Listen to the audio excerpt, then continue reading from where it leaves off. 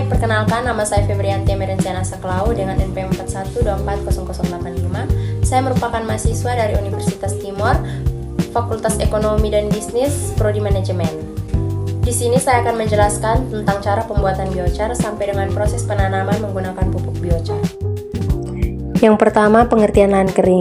Lahan kering merupakan area tanah yang memiliki ketersediaan air terbatas untuk mendukung pertanian sepanjang tahun. Keterbatasan air ini disebabkan oleh curah hujan yang rendah dan tidak menentu, serta tingginya laju penguapan atau keduanya. Yang kedua, ciri atau sifat lahan kering.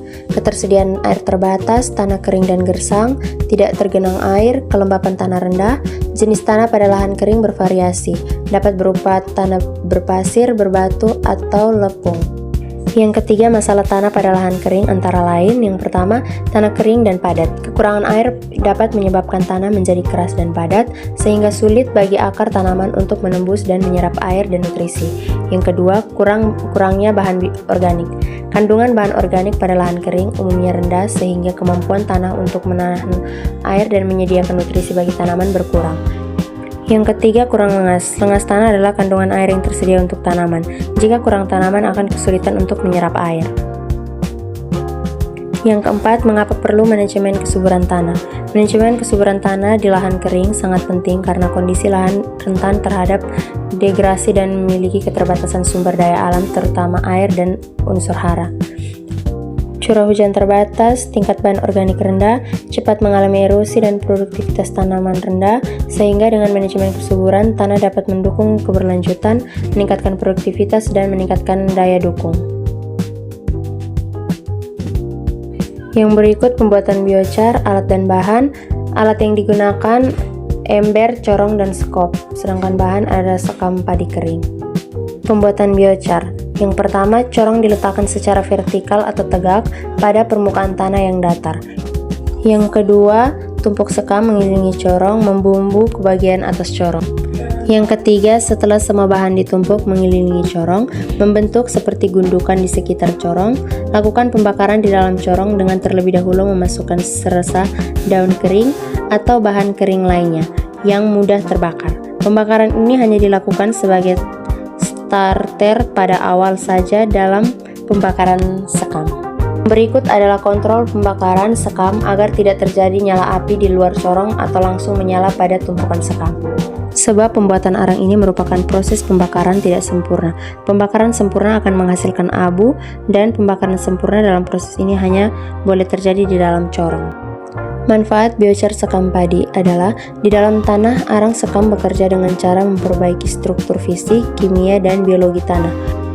Arang sekam padi bisa meningkatkan porositas tanah sehingga tanah menjadi gembur, sekaligus juga meningkatkan kemampuan tanah menyerap air.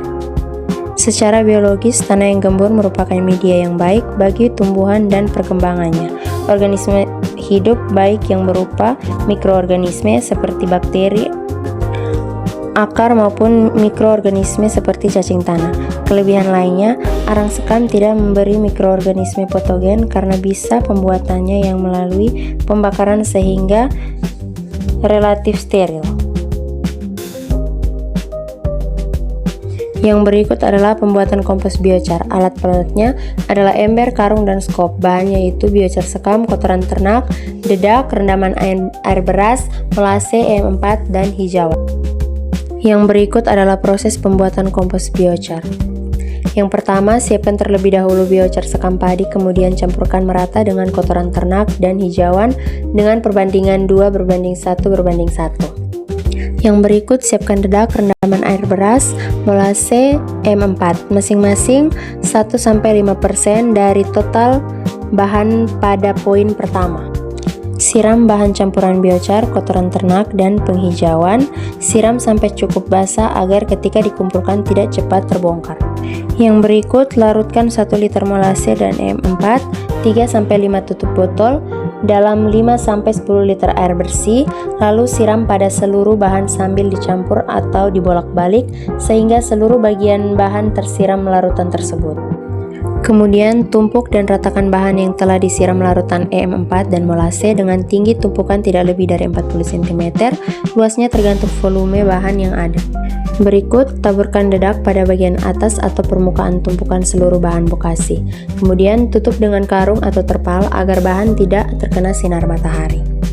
Yang terakhir, setiap 1 minggu 2 kali, buka penutupnya dan balik atau campur bahan bokasi, lalu tutup kembali seperti semula. Kegiatan ini dilakukan berulang-ulang sampai seluruh bahan hancur atau sudah terdekomposisi dan wujud aslinya tidak ada lagi atau seluruh bahan sudah seperti tanah subur berwarna hitam. Umumnya lama fermentasi antara 1-2 minggu. Manfaat kompos biochar adalah meningkatkan kesuburan tanah, memperbaiki struktur tanah, meningkatkan retensi air, menyediakan nutrisi untuk tanaman, dan mengurangi penggunaan pupuk kimia.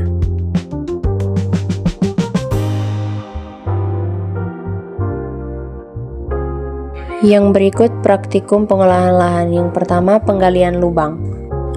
Yang pertama, menggali lubang tanaman dengan ukuran 40 x 40 x 50. Yang berikut, aplikasikan pupuk biochar ke dalam tanah secara merata. Lalu menanam anakan pohon pada lubang yang telah disiapkan. Kemudian tutup lubangnya dengan tanah dan pupuk yang telah dicampur. Yang terakhir adalah proses penyiraman.